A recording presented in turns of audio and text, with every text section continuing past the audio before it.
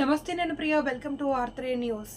రంగారెడ్డి జిల్లా గండిపేట మండల పరిధిలోని పప్పుల్లాగూడ గ్రామ పరిధిలో ఉన్న శ్రీ అనంత పద్మనాభ స్వామి దేవాలయ భూమి రోజురోజుకి కబ్జాకు గురవుతుంది అని, దేవాలయ భూమి కబ్జా రాయళ్ల నుండి కాపాడే దేవాలయానికే చెందే విధంగా తగు చర్యలు తీసుకోవాలని ఆలయ కమిటీ సభ్యులు సోమవారం అనంత పద్మనాభ స్వామి దేవాలయ ట్రస్ట్ సభ్యులు విలేకరుల సమావేశాన్ని నిర్వహించారు.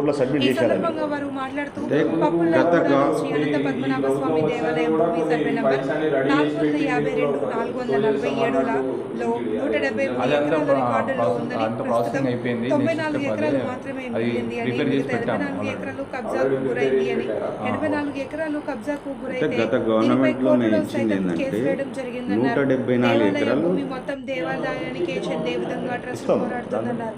త్వరలోనే ముఖ్యమంత్రి రేవంత్ రెడ్డి దృష్టికి తీసుకువెళ్లడం జరుగుతుందన్నారు. ఈ కార్యక్రమంలో ట్రస్ట్ సభ్యులు తదితరులు హాజరయ్యారు.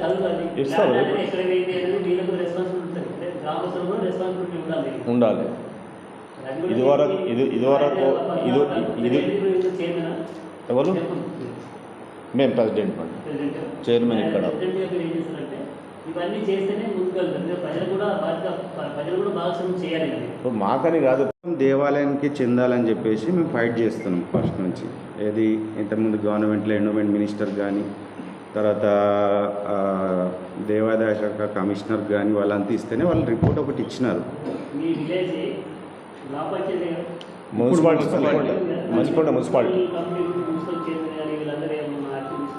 ఏం యాక్షన్ తీసుకోలేదు. ఏం యాక్షన్ తీసుకోలేదు. ప్రభుత్వం గవర్నమెంట్కి ఏంటంటే మేము కమిటీ ద్వారానే లెటర్ ఇవ్వవలసి వస్తుంది.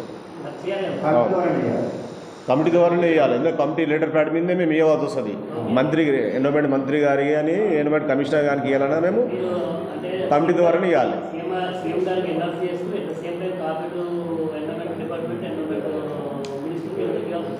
ఓకే, ఇస్తాం.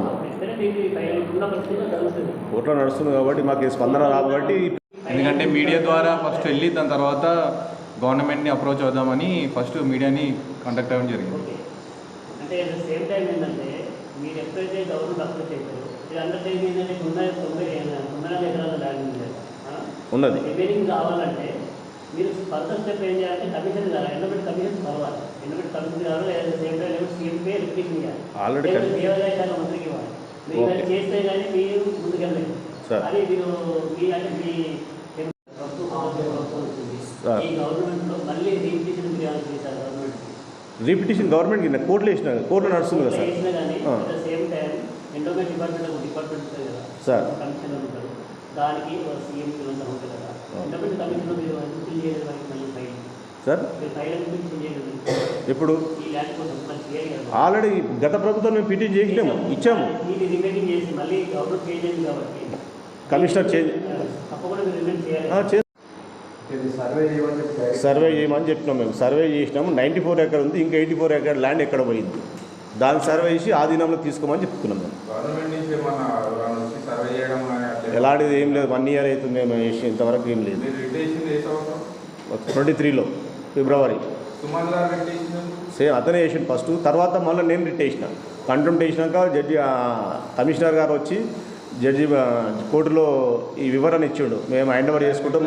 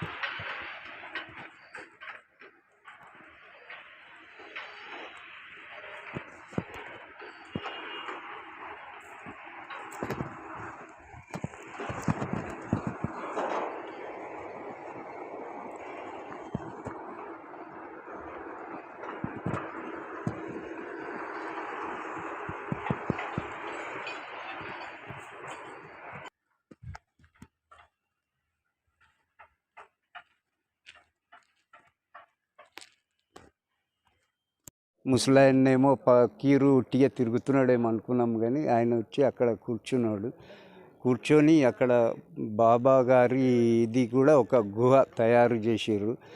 సో తయారు చేసిర్రు, అంతా బాగానే ఉంది. ఈ మధ్యన మాకు ఇబ్బందికరమైన విషయం ఏమున్నదంటే, టోటల్గా ఇక్కడ హెచ్ఎండిఏ వాళ్ళ కంట్రోల్లోకి వచ్చిన తర్వాత 2018 తర్వాత హెచ్ఎండిఏ కంట్రోల్లోకి వచ్చింది. దాని తర్వాత యాంటీ సోషల్ యాక్టివిటీస్ అనేది నమస్కారం మా సభ్యులకు, మా ట్రస్ట్ సభ్యులకు అందరికీ నమస్కారం చెప్తూ, మరి మా ట్రస్ట్ సభ్యులు మాత్రము బాగానే చెప్పిర్రు అన్ని విషయాలు. మేము చెప్పబోయేది ఏమున్నాయంటే, ఇక్కడ హెచ్ఎండిఏ వాళ్ళ కంట్రోల్లోకి వెళ్ళిపోయింది ఇది అనే ఒక ప్రస్తావన ఉన్నది. ఆ ప్రస్తావన లేకుండా మరి ఇక్కడ 3 పవిత్రమైన దేవస్థానాలు ఉన్నాయి. ఒకటి అనంత పద్మనాభ స్వామి, ఇంకోటి మెహర్ బాబా, ఇంకొకటి బాబా ఫకరుద్దీన్ అని 3 దేవస్థానాలు ఉన్నాయి. 3 కూడా పవిత్రమైనవి, చాలా పవిత్రమైనవి. హిందువులు, ముస్లింలు అందరూ కలిసి కొలుచుకునే దేవస్థానాలు ఇవి.